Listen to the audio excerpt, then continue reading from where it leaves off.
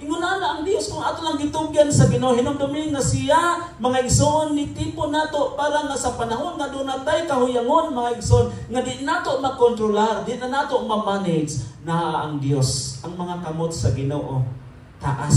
Welcome back to Born to Praise TV channel. We are created to praise and worship God.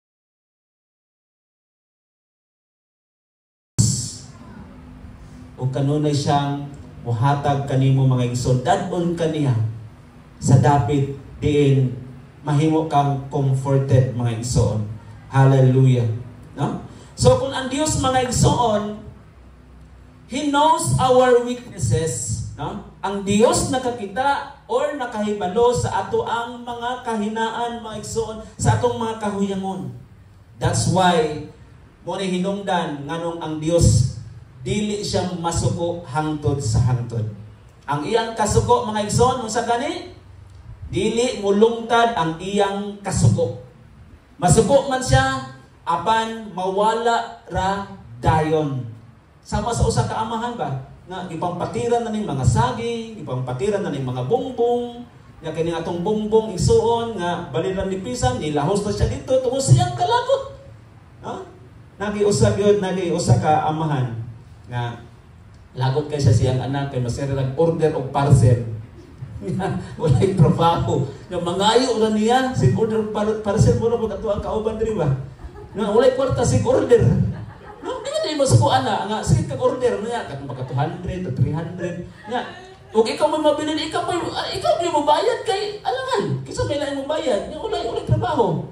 Sig order og parcel. Kinsa mo kunong amahan or ginikanan nga malipay ana? Mayroong tag-iyahan, di mo po iyahan naman po. So, kung sa gihibuhat niya, ala, kaling parcel, pagdawat, kinsa naman po din parcel, mawala ko mag-order, ala!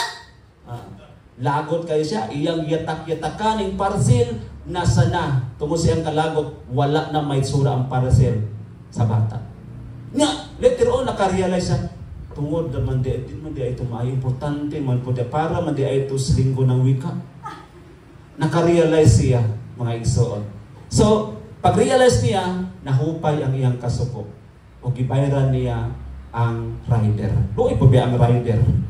Diba? So, sala na to nimo. Okay. Munang, ang ligot-got, mula bayran na. No? Pero ang Diyos mga igsoon, doon na siya yung rason nga nung maglagot siya. Doon ay rason ang Diyos nga nung maglagot siya. Tungod kay, usahay mga igsoon, naghimutag kaugalingon nga dalan. Naghimo ta sa itong kaugalingon gusto o niya wala na nato natuman ang iyang gusto. Diha na gyud mo diferensya ang kinabuhi mga igsoon. Diri na musulod ang gitawag nato brokenness. Nga doon ay mga panahon mga igsoon atong mga struggles di ay kita ra pod di ay mga igsoon ang hinungdan sa ato ang pag-antos. Amen. Pero naa ang Dios mga igsoon nga andam og tagana mo lift up nato sa panahon sa ato ang mga kahuyangon. Atong hinumduman nga correction mga igsoon kanunay na nga naghatag kanato og evaluation sa atong kinabuhi.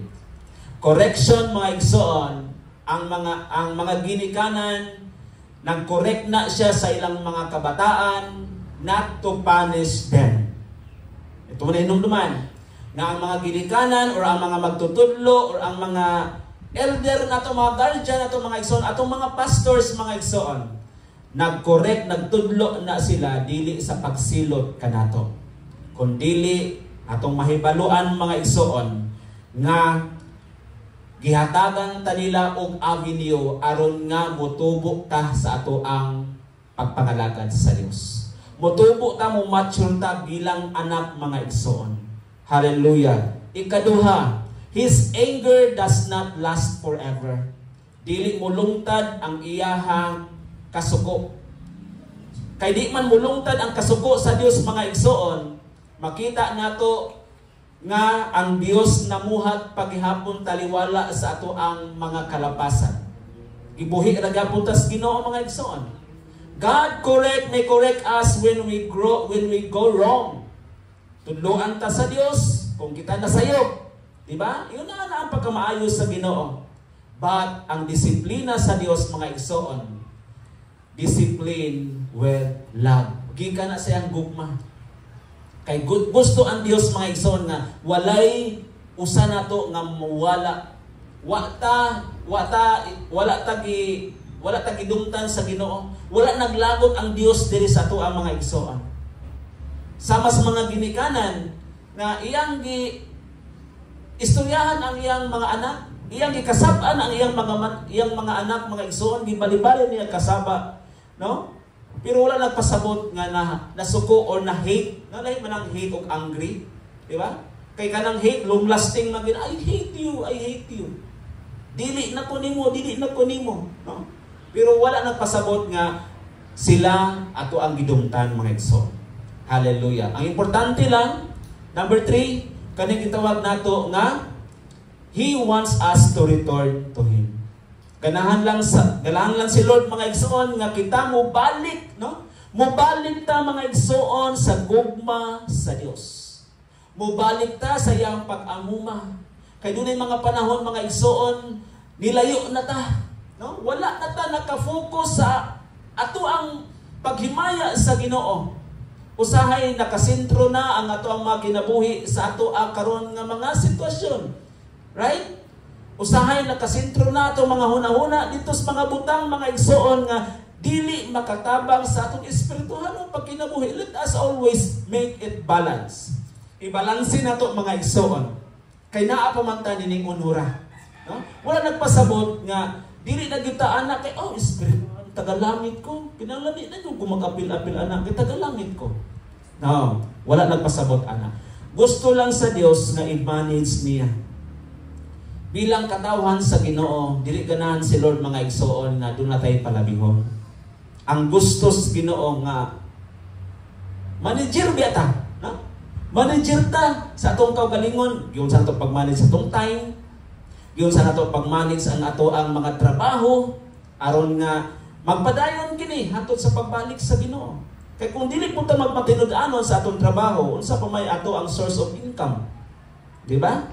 Nabisan gali si Apostle Paul, nag-remind sa mata ko sa usa kanato, naginhanglan walay unsa na kanang dili ka dapat balakid ba? No? Dapat do na kay imong kaugalingon gyud nga pundasyon diin imuhang do na kay mga butang mga igsoon nga makatabang kas pamilya. So ingon ana, pag-manage because we are manager of our own.